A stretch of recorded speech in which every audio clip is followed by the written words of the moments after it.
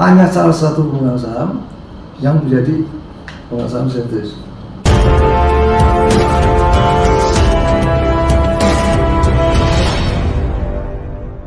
Dan kami bukanlah penanggung hutang Obligo PKWS, kami bukanlah penerima BLBI. Kami hanya melakukan transaksi jual beli promes dengan jaminan. Yang atau 46 judulnya aja jual beli promes dengan jaminan. Kami tidak pernah menandatangani aku Mirna MSA. Tidak terdaftar di audit BPK tentang PKWS, sehingga pihak kami tidak bisa diselesaikan oleh BPN, melainkan diselesaikan melalui proses pengadilan, dan sudah. Jadi POPN ini nggak tahu kalau kami sudah proses pengadilan, kami udah jawab sejamin, nggak tahu dia. Tiba-tiba pengen putus, saya nanya, POPN tuh, aduh, POPN KPN, saya nanya, saya nanya, kan dia nggak tahu informasi, kita bikin putusan. Kalau sudah ada putusan, PN atau PT tinggal nunggu mau. Mereka mau nggak boleh bikin putusan baru. Ada putusan kan? Putusan Maklalu dan putusan PN. Gimana sih negara ini? Negara kacau. Gimana? Satu negara ada dua putusan dan dua lembaga yang sama lagi. Ya satu BPN, satu PPN. Sehingga kami jadi bingung mengapa SK penuntutan perintah PBS sementara udah proses pengadilan. Kenapa ada? Itu namanya tumbang tindih. Karena kami sudah mengajukan gugatan ke Petun dengan nomor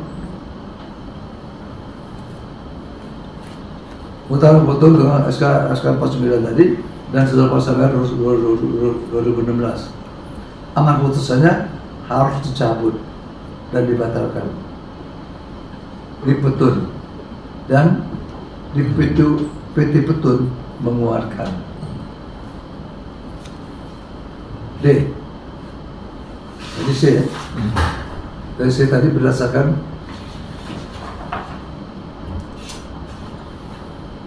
dasar surat paksa. D. Berdasarkan pertimbangan sebagaimana dimaksud huruf A, B, dan C, perlu penetapan putusan tentang jumlah piutang negara.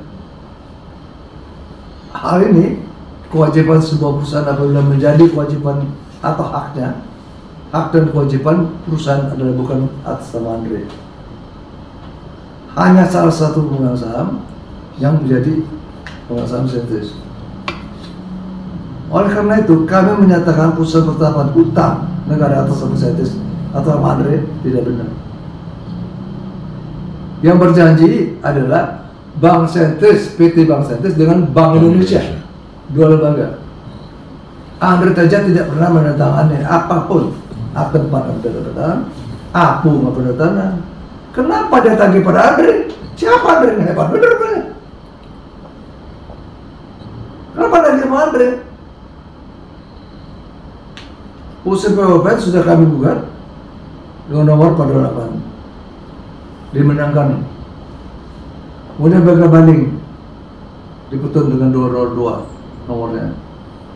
Usianya dimenangkan lagi. Maka surat ini harus dicabut. Lepas surat paksa. Udah penetapan, dia bikin surat paksa lagi. Koreksi. Penetapan, bukan. Pertama surat paksa dulu. Surat paksa 2016 nomor 2016 POPNC tanggal 7 September 2021. Surat paksa A dasarnya. Kementerian Keuangan CQ Direktorat Pengelolaan Kekayaan Negara dan Sistem Informasi surat nomor 589 lagi. Kami sudah katakan nomor 589 itu tidak berdasar hukum. Dan sampai KPS tidak audit. Dan sampai KPS audit udah dipatahkan. Audit yang benar, PKS tidak terdaftar. Masih dibuat dasar masih lagi. Udah tidak berdasar hukum, maka surat paksa bayar harus dibatalkan. B. Bahwa telah terbit putusan PUPN nomor sekian, nomor Putusan 49. lagi, balik lagi. Sudah kami katakan survei itu tidak berdasar hukum, udah jelas. Dari awalnya udah salah terus. Andre Teja Dharma punya hutang kepada negara sebesar. Bagaimana mungkin menetapkan utang Andre Teja sebagai hutang kepada negara apabila surat 69 L589 dan PJPN 49 tidak benar dan tidak berdasar hukum. Hak audit independen 31 Agustus Sempurna auditor bahwa tidak akurat karena data yang disungguhkan tidak dapat diperlihatkan. D. Dasarnya D. Dasar paksa A, B, C, D. Demi keamanan keuangan negara perlu segera dilakukan tindakan pencegahan sekaligus terpaksa terhadap Dharma. Oleh karena itu surat paksa ini telah menyalahi aturan. Saya katakan yang memaksa sekedar perkiraan sendiri. Sedemikian gampangnya orang dipaksa bayar 1,24 jam 897 miliar plus 10%. Tanpa dasar hukum bahkan menyalahi hukum. Tanpa dasar hukum bahkan menyalahi hukum. Mungkin didengar oleh semua hakim, semua aparat, semua pejabat, semua masyarakat. Ini yang terjadi. Surat paksa bayar sudah digugat. Kami sudah menang 2 kali. PTON dan PTTUN 2 kali. Sekarang dengan mutu asasi. 5. Surat tentang koreksi. Koreksi tagihan nomor S 2027 KNL tahun 16 Agustus 2023 dan surat PUPN tentang koreksi nomor SKPPN 05 PUPN NC nomor 10 2003 16 Agustus 2003. Dasarnya berdasarkan putusan Mahkamah Agung 1688 K PDT 2003 KML 1 juga melakukan koreksi atas PJPN 49 tadi dan paksa bayar 2016 mengoreksi tergugat menjadi kewajibannya menjadi 4,5 triliun. Saya jawab. Itu dasarnya, dasar surat. Ini merupakan perbuatan lalim karena melakukan amar putusan pengadilan tanpa proses pengadilan, merubah amar putusan, merubah angka dan para tergugat. Sebetulnya untuk merubah itu dia ke pengadilan aja, minta penetapan pengadilan. Nggak bisa saya nanya. Itu putusan pengadilan Mahkamah Agung kok. Masa berubah saya nanya? Jadi putusan agung harus dilaksanakan. Harus apabila benar laksanakan eksekusi. Tapi bukan begitu rubah. Saya tidak termasuk satu pun yang mau bayar. Dalam laporan putusan Mahkamah Agung, saya tidak termasuk orang yang harus bayar. Tapi dia masuk, saya sendiri yang bayar 4,5 T. Gila. Ini gila. Itu bank, bukan saya. Itu identik. B. Itu pula bawa putusan Mahkamah RI nomor 98. Banyak sekali kejanggalan dalam hal prosedur dan isinya di mana tidak terregistrasi di Mahkamah Agung. Dengan nomor surat 1998 PAN tahun 22 Desember dan surat 707 PAN tanggal 10 Mei. Dan waktu itu Azim menyerahkan putusan 16 tahun kemudian diberikan kepada kami. Surat dari Mahkamah Agung tersebut mengatakan kami tidak pernah menerima permohonan kasasi dari BPN. 2 kali, tanggal 12 Desember dan 10 Mei dikatakan Surat Mahkamah Agung ke saya. Mereka menyatakan kami tidak pernah menerima formulir kasasi dari BPN. Artinya tidak ada pengadilan, tidak ada saksi, tidak ada hakim, tidak ada putusan. Bagaimana mungkin ada putusan? Karena kejanggalan ini kami bawa ke kami dan KPK, tapi kami lapor polisi dan KPK. Perbuatan ini kami laporkan karena kami rasa ada suatu kekuatan yang membuat ini terjadi. Jadi akan dicari siapa yang membuat, siapa yang nyuruh membuat. Nah itu urusan aparat, urusan kami. Dan Pak Gibran Bagaimana sebagai ketua majelis yang terus di situ, bagaimana? Sebagai menghadiri perkara nomor 88, tertulis namanya. Kan di memorandum Mahkamah Agung dikatakan tanya ke bagaimana, tanya kepada hakim yang menghadiri perkara ini. Padahal di pusat itu bagaimana sebagai ketua. Jadi rekan-rekan jurnalis ke bagaimana menanyakan, bagaimana menyatakan itu memang bukan khusus saya. Bagaimana yang menjadi ketua majelis mengatakan itu bukan khusus saya. Dan kalau 20 tahun itu pasti ada apa-apanya. Kemudian diberitahu pula, kok bisa? Biasa hakim agung harus hati-hati memberi keputusan. Apalagi Artejo sebagai anggota pasti sangat teliti. Ini terkonfirmasi bahwa 16 tahun baru diberikan. Kedua, isinya amburadul 22 kejanggalan.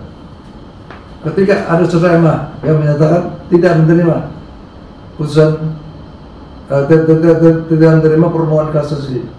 Yang 4, bagaimana sendiri sampai pelaku menyatakan bukan dia. Terkonfirmasi bahwa putusan dia adalah dibuat di luar pengadilan, diadakan. Sekarang sudah kami gugat. Setelah koreksi tadi kami gugat di Petun dan nomor 510 yang putusannya adalah Endo, karena perusahaan khusus salah menyatakan bahwa PTUN tidak berhak berdiri. Jadi Endo. Berarti PTUN tidak mengakui adanya surat dari Mahkamah Agung yang menyatakan tidak pernah menerima permohonan kasasi dari PTUN. Bagaimana mungkin satu lembaga yang sama bisa mengingkari surat dari lembaga yang sama? PTUN malah menyita harta PTV. PTUN malah tidak menyita harta PTV yang sudah jamin ke BI. Sudah pasang tanggungan nomor 972. Tapi malah menyita arena yang tidak ada hubungan dengan sentis. Ini kesalahan fatal. Telah menggunakan kekuasaan Mahkamah Agung, menggunakan keputusan Mahkamah Agung yang masih juga di luar pengadilan itu untuk jadikan dasar menyita perbuatan misalnya, maka perbuatan melawan hukum.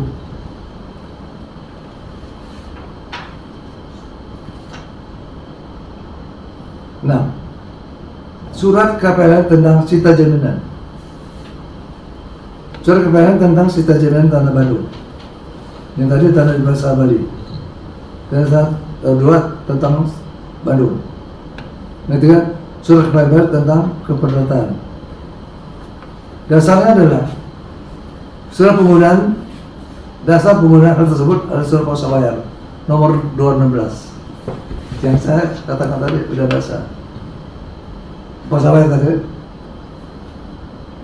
apa alasannya? Nanti ini di foto dilampirkan supaya semua tahu.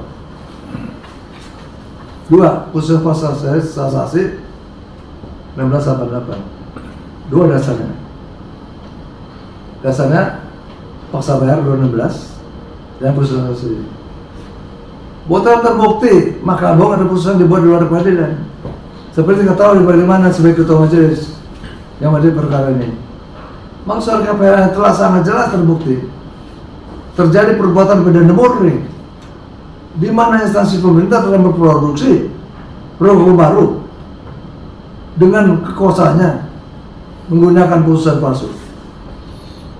Sekali lagi ya, KPR telah sangat jelas terbukti melakukan perbuatan pidana murni di mana instansi pemerintah telah memproduksi hukum baru dengan menggunakan kekuasaan, dengan menggunakan putusan palsu. Maka pencitraan 27 dan tanah di Pasar dan 29 tanah di Badung harus dibatalkan demi hukum.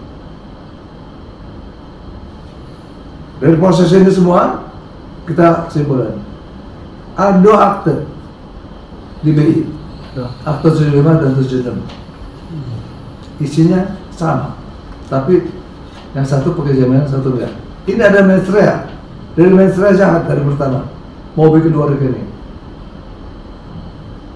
Ada rekening bank di BI, rekening atas nama Sedes 523 521 0016, rekening nomor Bensis 523 511 0000 jenis individual merupakan rekayasa. Akte 2 rekening 2. Ada putusan PN, PTMA dan putusan PPN 2 lagi. Ini negara apa ini? Ada putusan Mahkamah Agung beda. Putusan Mahkamah Agung nomor 9 dibuat tanggal 2 November 2022 salahnya. Sama salah putusan yang diputuskan diserahkan pemilihan pada tahun 2006. Tetapi saya putusan tidak pernah serahkan pada kami. Saya yakin ada usulasi, tapi dia kebekep. Usulasi itu menunjukkan kertasnya, uang prestasi atas perjanjian jual beli. Artinya Sedes dimenangkan. Ini dicari. Bagaimana mencari? Tidak ada. Artinya yang 2 November dan yang dulu 2 tahun 2006 nggak ada. Jadi mau dimenangkan. Itulah yang saya dapat sampaikan. Kemudian ada pertanyaan. Mungkin banyak. Iya. Tapi saya minta ya, ini nanti disampaikan ke media. Lengkap. Karena itu tidak bisa bantah.